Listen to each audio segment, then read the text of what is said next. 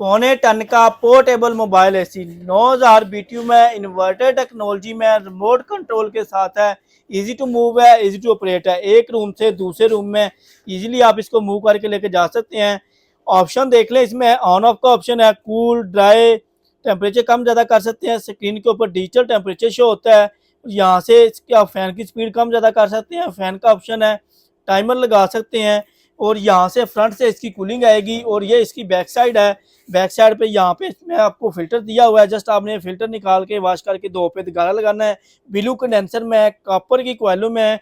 ये आपको ड्रेन के दो ऑप्शन दिए हुए हैं।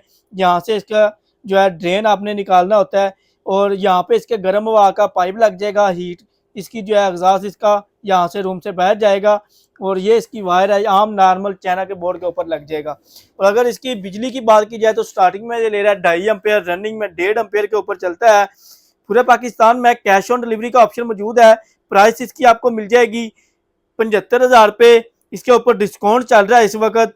80,000 रुपये इसकी प्राइस थी, तो अभी इसमें आपको 75,000 रुपये रेट मिलेगा। पूरे पाकिस्तान में कैश ऑन डिलीवरी का ऑप्शन मौजूद है।